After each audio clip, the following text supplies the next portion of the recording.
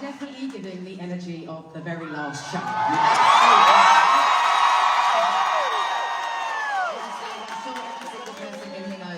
Obviously did buy tickets for the very, very last show. Alas, it is not, because I got sick. But let's just pretend that it is the last show. Because it still kind of is, because obviously I have 10 shows that I had to reschedule because, as normal, I got sick and I had to rest my voice for a while. But coming up next, it's a big break between now and those rescheduled shows towards the end of the year. And in between that, I'm doing 10 enormous shows, which is pretty much more people than I think have been to the whole residency over the last 2 years. So coming back to that after this is going to be like a sort of fever dream. It's going to be very, very strange. So I feel like this is going to be my last ever experience of this room the way that I've been experiencing it. So it's still a bit of a last one, okay? Have you had a good day so far? Have you been drinking? Carry on drinking, because the drunker you are, the better I am. Everybody say hello to my piano player, Eric. Eric, say hello to me. Okay, so you've been drinking, are you hydrated? It's very hot here at the moment, isn't it? Look at you, great, just fucking standing up even though I'm sitting down. I'll sit down, I'll stand up, I'll sit down, I'll do whatever I'm like. Just so you know, you can stand up whenever you want. This is not a seated show. It has very nice seats in it, but as you saw, during Hello, I built these enormous screens. These screens aren't normally in this room. I built them so that you could always see my big head. Very, very big. So even if somebody who's like 6 foot, 7 foot is standing up in front of you and you want to sit down, that's fine. Just turn your lovely faces to my big head and we'll always sit there, okay? So this is everyone's own individual experience, so I hope you enjoy it. We're just all having it at the same time, basically. Okay? Do we have any special occasions here tonight? Do we have any birthdays? Happy birthday, one and all. Do we have any anniversaries here tonight? Happy anniversary. Do we have any bachelorette/hen do's? Woo! Good luck! It's never lots, is it? It's always one. So good luck. Nothing for you. Do we have any divorce parties here tonight? I think sometimes there definitely is, but I think a lot of you feel a lot as well because it's like a funny character. Do we have any graduations here tonight? Well, congratulations on that. It really, really is an amazing, amazing achievement. I don't really even know that many people that have graduated college and university. How many have graduated college and university that are here tonight? Do we have any high school graduates here tonight? Oi, oi! That's as far as I ever got. But don't worry about it. Obviously, put in all the hard work, guys, because a lot of you have graduated college, but me and Eric haven't done anything, and here we are. Don't worry. The teachers do lie to you a little bit. They put such pressure on us when we're younger, they suck our joy out of us, Jesus Christ. Anyway. Do we have any girls' trips here tonight? Do we have any gays' trips here tonight? Do we have any mothers and their kids, mothers and their daughters? Do we have any best friends here tonight? And do we have any husbands that have been dragged along against their will? It's fine, I don't mind. Look, you be proud, sir, you be proud, because guess what? I'm going to get you laid later. You're going to be my #1 fan after tonight. Are you ready to go on an emotional journey with me tonight? Because even if you weren't ready, I'm about to drag you head first. Through all of your own emotional dirt and your guilt and your regret and your yearnings, but also all of mine. So it's going to be a very, very heavy night, but I'm going to make you laugh the whole time while I'm doing it, and I'm going to give you whiplash. Do with ourselves. How many of you have not seen this show before? How many of you have seen this show? Lovely. And then that means that there's a lot of repeat offenders. How many have seen this show before? That would make sense, seeing as it's the last show. Wink, wink. So for those of you that haven't seen this show, thank you so much for coming back, guys. As always, that's the biggest form of February. It really is that you would want to come at all, let alone come twice. Or a lot of you have been here like 50 times. Frankly, I don't know what your job is. Anyway, for those of you that haven't seen it, Obviously, I'm sure you heard, it was years ago now, it was like nearly 3 years ago. That I was about to, well, it was a couple of days before I was supposed to open the show, and I was like, actually, I don't think I'd ever have a career again if I did this show. So obviously, I did the right thing, but everyone else thought it was crazy that I was like, yeah, I'm not going to do this show, so I cancelled it. Everyone thought I was crazy, but trust me, if you'd seen that show, you'd have been like, fuck me, she's crazy. I'm sure you heard about that, but it didn't take me a year to redesign this show. You know, it looks very simple, I know, in this giant, egotistical, light-up A, just with me and Eric sitting on the piano, but this isn't it, don't you worry. This show is a grower, it is not a shower. I'll run all sorts of tricks for you. The walls move, things come up, things go down, I'll set fire, I'll disappear, I'll do lots of things. So I'm about to give you a great, great show, don't you worry about that. I love this show so much. This show has, even though I'm coming back, remember I told you I'm going to shoot it like it's my last show. The best way to describe this show for me is that it's truly been my best friend. No, I won't. Don't you fucking me. Let's have a sip of my hot honey. 1 sec, I ain't crying tonight, no way. I cried my eyes out last night. I was having a panic attack the whole fucking show. It was horrible for me. Anyway, I'm not crying tonight. So, the best way I can describe it is that this show has been my best friend. Even for the whole 3 years when it was like, everyone was like, it was like a witch hunt, it was wild, like there weren't bigger things going on in the world. But it has been my best friend because I started thinking about this room, very specifically this room. There wasn't any other rooms I wanted to perform in. It wasn't like, if I was doing Vegas, it had to be here because I love Celine Dion. And I started thinking about performing in this room in 2020 in COVID when we were all still stuck at home because Vegas wasn't really shutting down. It never really did shut down, did it? And I was like, what if we can't ever get in big gatherings again? What if we can't do big shows outside and do stadiums and arenas and parks and things like that? I was like, I love theatres. It's always been my favourite venue to perform in anyway because I did it so much, like on my first 2 albums. And I was like, I live in LA, you know, I've been living for quite some time, or there, well, obviously. And I was like, it's just easy, and I know I'll be able to do those shows if we can't ever all be together the way that we used to be before. So it started from that. And then it just became this show that was all about hope and about grounding while I was really in the eye of the storm of my own life. And, you know, rebuilding your life takes a very long time, you know. It's like, especially if you're leaving a relationship and, you know, but in a loving way, you have to water it daily, you have to give it shade, you have to give it all of these things, you have to tend to it also need it. It takes a very long time. It's not quick and easy to be like, okay, well, I'm done with that. Which maybe some people roll like that, but if you're rolling like that when there's kids involved, you are a terrible person, go away. So this show for me ended up very much becoming that kind of process for me, because obviously, you know, I started it and then it wasn't working, I got rid of it, I walked away, I became a recluse for like 6 months, it was wild. I didn't want to do anything until I could tell people what I was going to be doing with this. And the whole process has been rebuilding it, and it has been so constant and so loyal to me, and so reliable to me being productive. Because I know as much as like this, it might sound wild coming, you know, you hearing this coming from someone like me,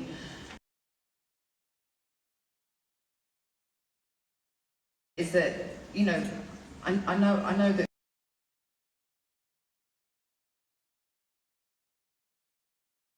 what I do is great, but there is a lot of things that I don't do great, you know, and I need motivation sometimes and things like, and, you know, and I'm being serious and giving to my emotions and all of those things. The show has given me, come on, get out of bed, let's go shopping, let's go clubbing, let's go to dinner, like, it really has been that kind of friend for me.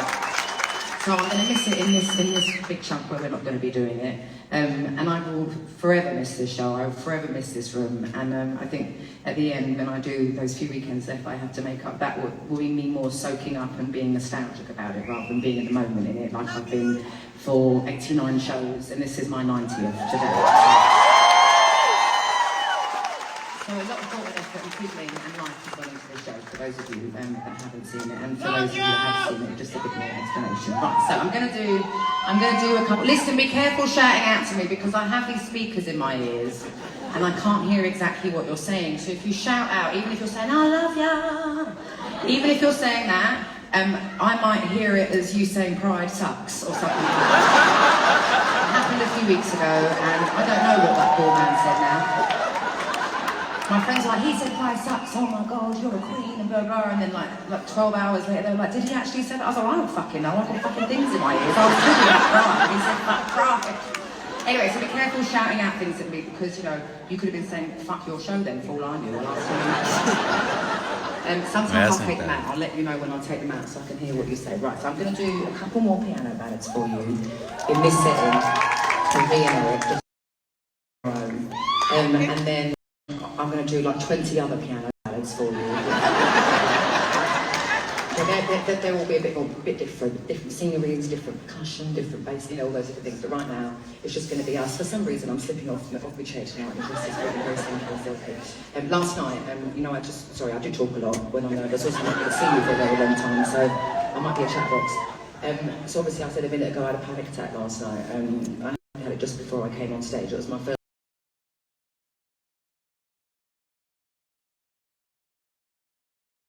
experience having a panic attack while on stage. Wouldn't wish it upon my worst enemy, literally. But it was. Does anyone get anxiety? Is anyone OCD here? It's 2024. I expect all of us. I expect a bigger round of applause there. I have really bad OCD and I'm a very anxious person all the time. And last week I broke free from a few routine things that I had to do at the show. And that's what I feel too. And I feel really good about it last Saturday. And then I had a horrible week, I won't lie. There was a lot of shit went on this week. Not you know, in the great scheme of things, not big, but it's just that I'm like, yeah, the universe is trying to like pay me back for not being like neurotic about lots of things last weekend. And then yesterday I was like, no, I'm not giving in to that OCD. And then I ended up being a little bit late on stage. But it all started with me not being able to get my cleavage right in my dress. That is how annoying and pathetic the core, you know, the root of anxiety, or the root of my anxiety and OCD anyway, is I couldn't get my cleavage right, and then it just escalated and escalated. When I was able to tell the audience last night that was what it all was about, it didn't take away the fact that I was losing the plot in my mind on stage. At one point I said to the audience, this is the noise that's going on in my head. But I got through it, and it was wonderful. And I had a lot of friends here last night, and they said that they caught me when I got off stage, and I threw the fuck up. But I am not anxious today. I did every single part of my routine, the one I was trying to shape last week. I am not doing that again. Last night the universe was universing me, and I'm not doing it. I'm not doing it. I'd rather be held hostage by my OCD, absolutely. Anyway, that is the show, ladies and gentlemen. I've talked for about an hour. Thank you, good night. Thanks so much. But I'm going to stop talking so I can get on with the fucking show. Right. Please sing along all night with me, okay? It's my favourite thing is to hear you sing, and I'm going to test you all night. This is Turning Tables. Show, obviously, it's just the opening, and I'm a very nervous performer, so it's like a reverse psychology on myself. It's the more I talk to you, the quicker my nerves go, which is, it works perfectly, because now I don't really feel very nervous. Anyway, so it's always been working for myself, I've been doing it. But it also feels like we're getting to know each other, like we're just sitting, I don't know, at home having a cup of tea and a little now. But anyway, this next song that I'm going to do for you is the first song that I wrote for my second album. And I had no way of knowing that this would ever be my job, as it were, because it's highly unlikely that anyone that wants to be a singer or, you know, a songwriter or whatever, the likelihood of it happening is pretty small in general. So being this like random white girl from London in Tottenham who like to play guitar, I've also like to play the bass guitar like a guitar and the guitar like a bass guitar. That I even got the opportunity to get signed. Do you remember MySpace? Yes. So I'm very much a MySpace artist. I was the equivalent of like senior high, because, do you have any Brits here? Okay.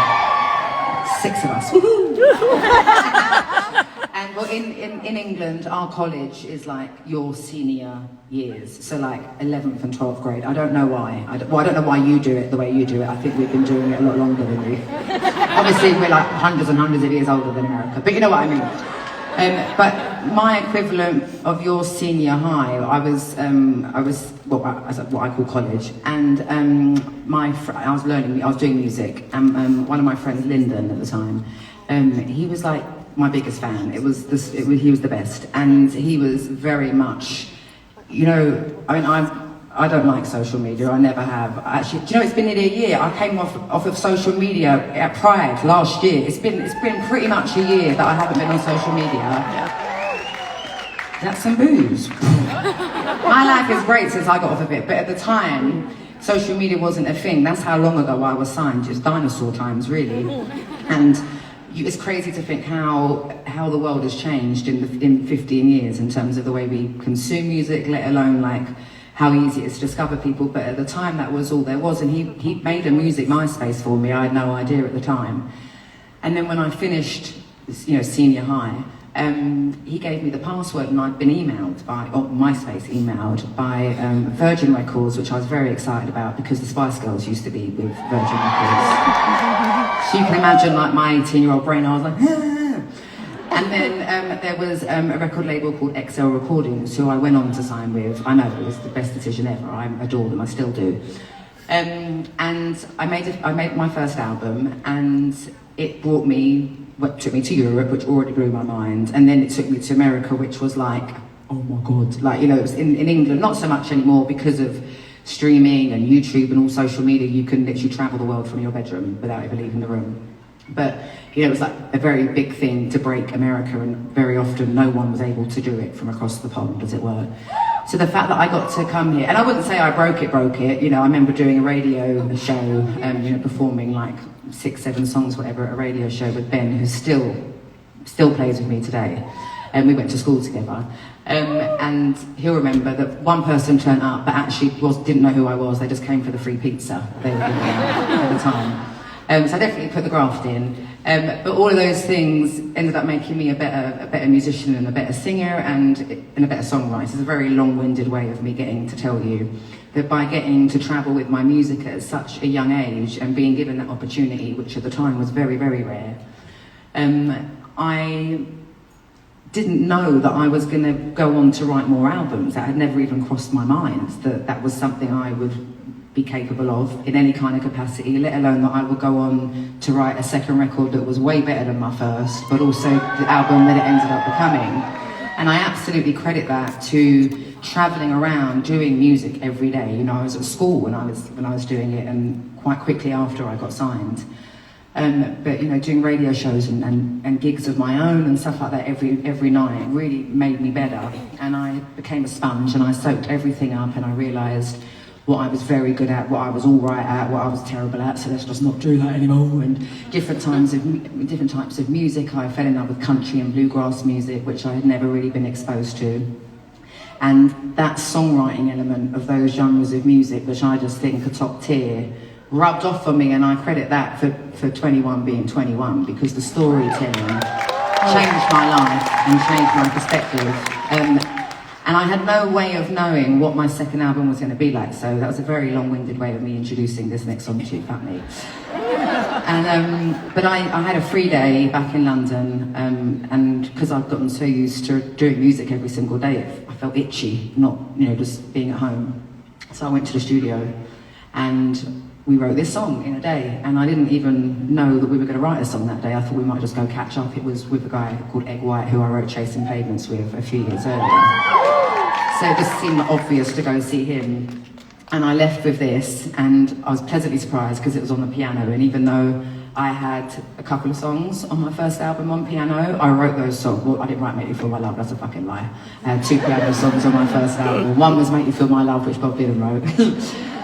One time, I think I told this story before, but one time someone showed me Make You Feel My Love lyrics tattooed on their body, dash Adele, and I was like, I didn't write that. Right there. Yep. Not my fault. But made it your song. I wrote on guitar, and I just got my friend to transpose it onto piano. Yeah. Because there's no way I could do. Also, I love my nails. I can't do anything in my nails. I can't even go to the toilet with my fucking nails. I don't play guitar. But I'm joking. I can absolutely wipe my own ass. Don't worry. Let me just see that getting misconstrued. Sorry, Eric. But anyway, what really pleasantly surprised me is I was like, this was a piano ballad that we had done from scratch, and it wasn't me, you know, at home on the guitar or anything. And I was like, I really like singing just with me and the piano. I was like, I really like this. And then that's ended up being my vibe, and it's my forte, and it's what I'll always do, because you can also you can just do it in your front room, but just, you don't need to have a big old production or anything like that. I always want to be able to just sing anywhere and things like that, and the piano just sounds like a whole movie on its own. So I'll always be doing that, and definitely not soon. I'm not in the mood to write yet, but next time I come out with new music, there'll be piano on it. Don't you fucking worry about that. They've probably been standing back there in their heels for about an hour. There's every single seat on that very, very top balcony. Right, wish us luck. And I'm going to give it a little whirl, and then I'm going to pull out a seat. And whoever's number I call out, you can bring yourself and one person down here towards the front and be my guest for the rest of the show. Okay, oh look at that, it's lovely. Okay, so, I hope you heard me, you can bring one person down with you. So if you're in a group or a big family event, I don't know what to choose. It's hard. You might choose a favourite. Right, we've got block 403, that's you lot there, isn't it? Do it. Row A for Adele. And then seat 315. 315, there at the front. 315. That was a very quiet. Hi, 315, row A.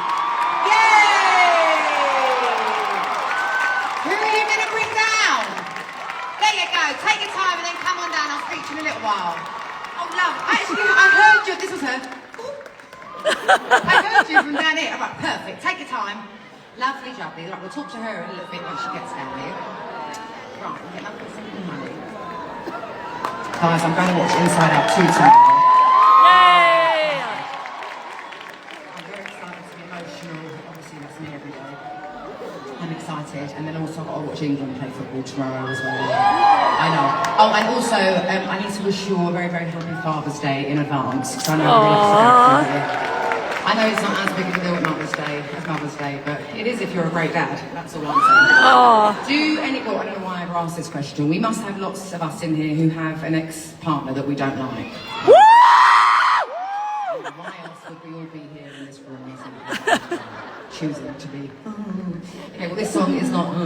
It's an upbeat tempo song about those ones that we don't like. So this is Send My Love to Your New Love. Just for the time, thank you. Because yesterday I choked on my own words. Yeah. Clearly, the universe telling me to shut up. But what I didn't tell you all last night, kind of there's some of you that were here last night, is that I actually threw up in my mouth, and that's why I choked. That's why I'm choking. Don't do it. Anyway. Always one to go through the suicide, singing that and then talking about throwing up in my mouth. So it's my favourite part of my show now. And it has nothing to do with music, so it's pretty terrible really, isn't it? But inside of here is a signed t-shirt, a handwritten note that I wrote earlier on today. And 50 drink and a bottle of water. You have to hydrate while you dehydrate. And when I first started doing these shows, I wasn't going to do the t-shirt gun, because obviously it's a way tinier room than I was playing when I was doing it before. But the reason, I was going to give you a quick backstory, I don't want to bore you, but it's also my show, I want to talk. Yes. The backstory of the t-shirt gun was the last time I was doing shows, which was like 2016 and 2017. I was playing really big rooms. It was wonderful, but I don't love being famous. I love being a singer, but sometimes being on stage every day for like a year in front of like anywhere between like 30,000 and 100,000 people, it's really not natural, it's not normal, and if you get used to it, then you're a fucking weirdo, is what I was like. And I was like, how can I even tell if the people at the back of these huge like football stadiums, basketball arenas, cricket stadiums or parks, I'm like, for all I know, they could be cardboard cutouts that, that my team have put there to like convince me that it's sold out. And also, the people at the back, I don't care how big the screens are, from the back, it could just be a very good drag queen being me. In those big rooms. In here, obviously, you can see it's me, and I can see it's you. But in those big rooms, it's hard. So I was like, how can I like interact with the people that I can't see and can't really hear, and also can't really feel? How can I interact with them and make them feel like they're interacting with me more one-on-one? And I was like, well, all of these venues have a mascot, so why don't I just be my own mascot? So I started doing my t-shirt gun. And my next set of shows that I have coming up in like 2 months in Munich in Germany is way bigger. So for like 10 shows, I had to pretend that I'm like SpongeBob or Santa and be on stage with like 8,000 people. But I know I'm going to love it, but my t-shirt gun is getting an upgrade. Yes. It's more military style. I'm very, very excited, and I'm getting a lot more t-shirts out of it in one go. And we do better aim. But for now, we're not stuck with this one, because wait till you see what this one can do. So I'm going to be aiming this at the balconies.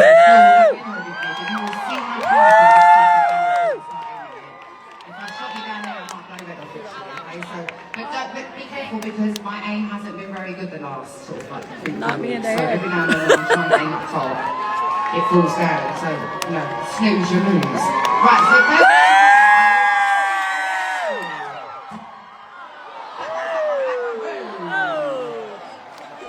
Show me, back row. Show it to me, yay! Okay, let's see if we can get 4 out of 4 tonight. Middle balcony, are you ready?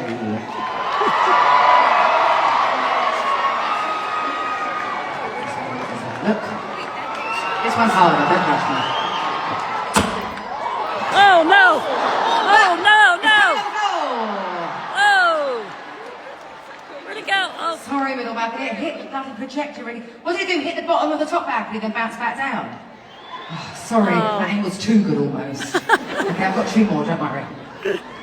They're just on the other side of the stage. I was going to tell you what I'll be doing when we break, but I don't really have a break. I have this week off, so I have underneath my dress, also underneath this makeup, because this makeup, it takes a lot for me to look like this, and I was saying last night, if I didn't wear lots of makeup on stage, you wouldn't be able to see me, because my skin is so thin and so bloody white, I'd be see-through, so that's why I had to have the eyebrows. But underneath my dress, I have a very great tan in some places, and no tan in the others. Oh no.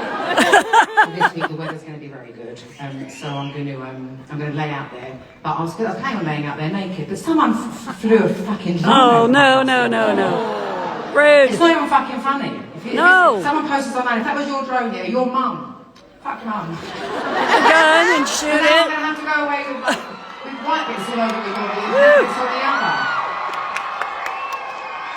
Right, are you ready, top balcony? Oh! Back! Oh, yeah, catch it! Who got it? Hey! Right, middle balcony. Okay.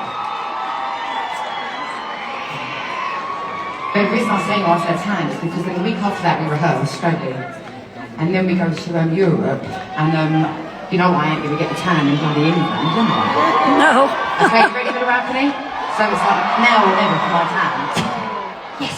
There she is. Oh, what a shot! Straight shot, back row with the middle balcony.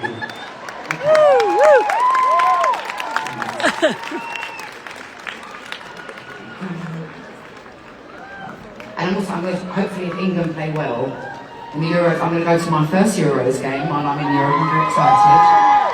Yes. I think that's all I have planned. And then my shows, that's it. Right. Oh, Te amo.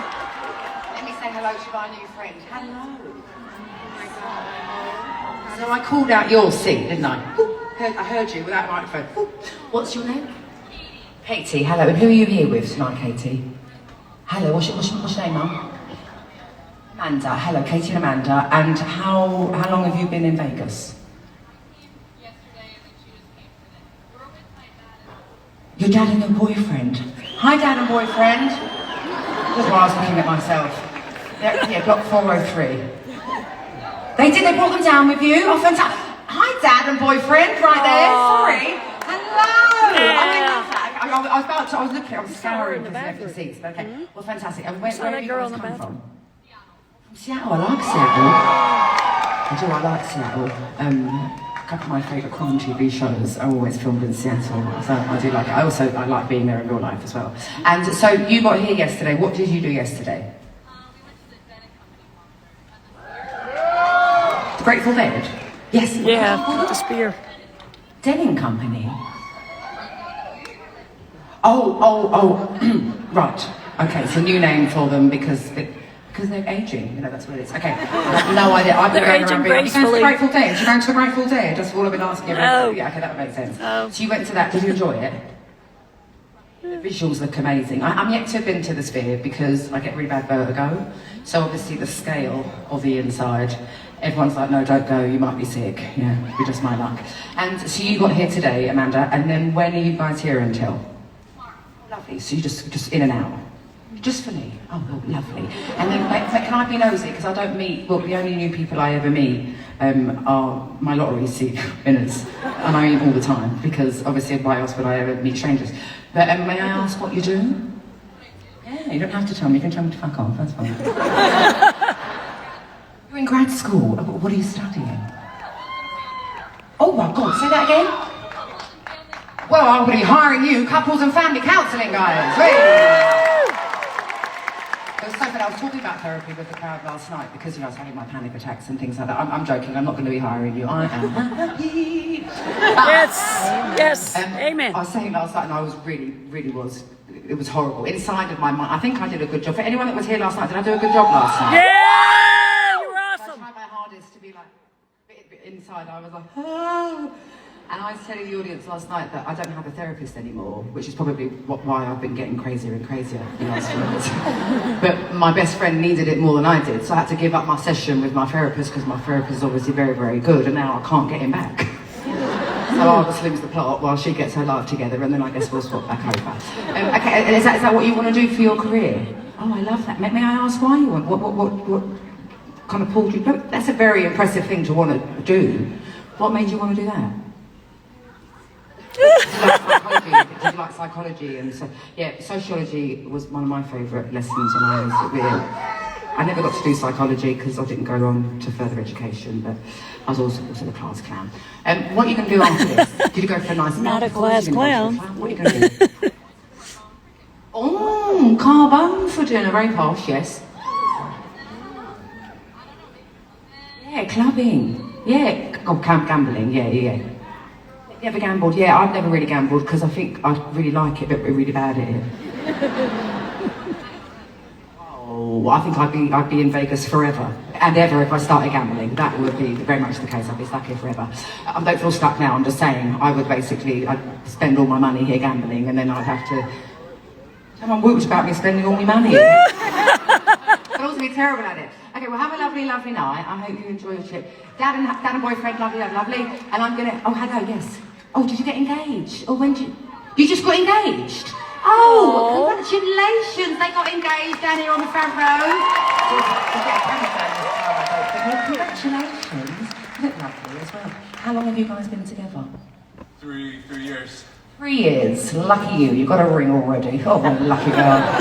Okay, well, I'm going to dedicate this next song to you guys, and to you guys, Dad and boyfriend, and to you guys as well. Obviously, it's more the gesture, not the actual sentiment. The song is very sad. Certainly doesn't represent you two, with you just having got engaged, but you know, just the gesture.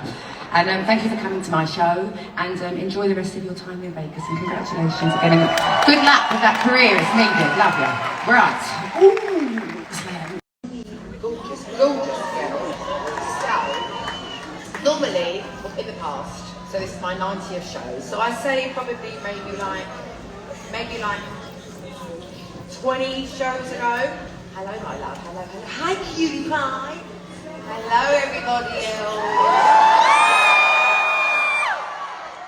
I can't remember how long ago it was. Yeah, go on, chuck that one, go on, chuck it. Throw that silly. He's right here, he'll catch it. Yeah, give it to him, we'll take it to my room. Thank you, my love. And so, do I get that one? Italiano. Te amo! Sorry, that fan's very annoying because I get very hot because of that fire. And, sorry, that's burp as well because there's loads of so quite a number of shows ago, I stopped talking and hugging and getting very, very close with people in the audience. Not because I don't want to, I do, I miss it terribly, it's just that everyone was making me sick all the time.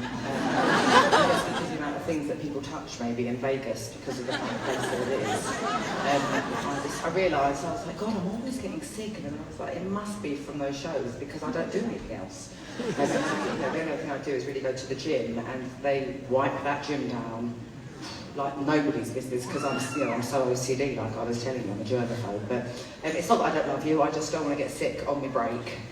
And yeah, that's it really, it's nothing personal. But I used to come out, and I used to, when I was doing Hello and Easy on Me, I would spot within seconds someone I'm on either the left or the right side of the room, because I obviously know what side I'm going to walk down from before the show starts. And I'd be like, right, I'm going to go and say hi to that person and stuff like that. Or sometimes someone would grab my eye, like little Tanner just did, and I would talk to them, but I would ask them lots of questions, and we would very quickly and briefly get to know each other, sometimes on the deepest level that you can imagine, because for some people it means a lot to them. But the reason I would always want to talk to them was because I wanted to ask them what one of their favourite memories from when they were younger were. Sometimes it's they're a bit too shocked or shy or speechless, I don't know. I mean, it's quite daunting in front of 4,500 people to talk, period, let alone about one of their favourite core memories. Sometimes it's, well actually not sometimes, a lot of the time it's about grandparents and beaches and bicycles and first pets. All of those are lots of my first memories as well. And then sometimes it's slightly crazy people who have been waiting their whole lives to tell me a core memory, which then is so intense it becomes one of my core memories. Nevertheless, it's beautiful. Tonight is my 90th memory. And I'd say sort of like the last 30 of them, it's been a little bit scraping the barrel, because I thought it was a great idea, like show one, to be like, oh my God, have fun every night, not every night, 2 times a week. I'll get a brand new memory. I do not have 90 positive memories just sitting in my memory.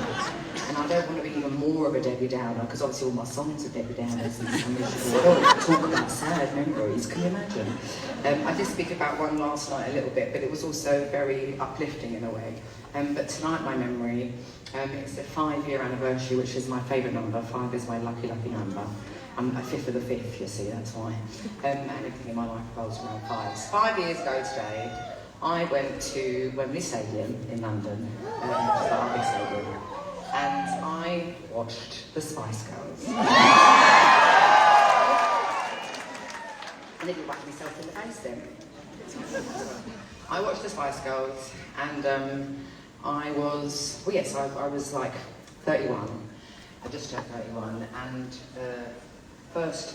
the only time I'd ever seen them I was 10, so it was like 20 years later, and I got to meet them before, which, even if I met them right now, my 10-year-old self would die on the spot. My entire life was the Spice Girls when I was younger, and holds pretty much all of my core memories within what they represented and what they were.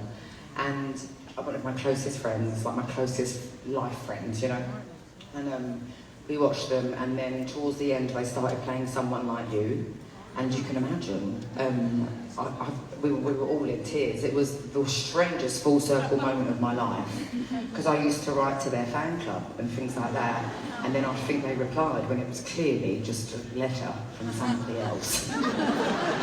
Which now I really know, not that I had a fan club or anything like that, but no one's actually writing back to us. Now or then, they were never doing it, but at the time I was like, oh my God, one day to be a Spice Girl. Anyway, and then after that, what was even more fun, I obviously got absolutely wasted. I think that was probably one of the worst hangovers I've ever had, the day after that. But I ended up with the Spice Girls in their dressing room, sitting crisscross applesauce, getting drunk with the Spice Girls.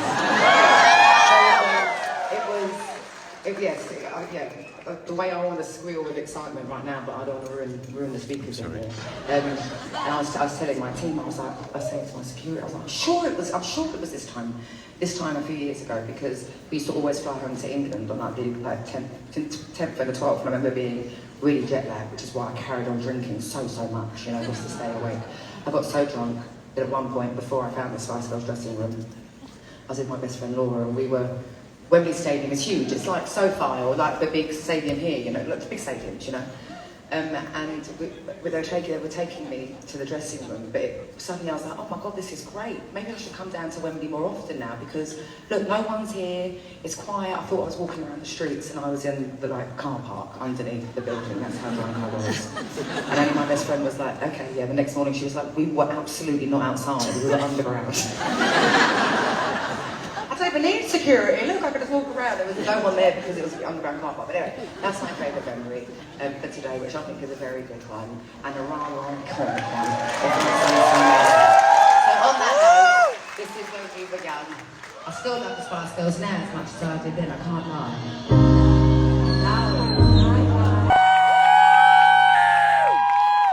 Did you have a good time?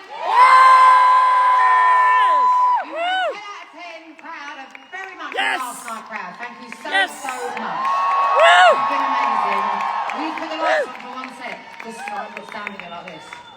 That's right. Thank you so much for taking the time and making the effort to come to this show. Again, I can't apologise enough for it not actually being the last night. But at least I fucking did it at this rate. Yes. I appreciate all of the stuff that you had to organise to come tonight. I know it's a lot. Everything is a fucking lot. I'm so sorry. But like I told you at the top of this show, at the top of this tonight's show, that this room and this show itself and everything it's given me, I will miss forever, and I will remember every single show, every Woo! We'll remember it too! Number 5! the rest of my life. I appreciate it so much. Thank you for giving me your time. Have the best time while you're in Vegas. Have an incredible summer. Look after each other on the way out, and remember to hydrate while you dehydrate out here in the desert, alright? Should we have a little dance? I've got 2 more songs for you.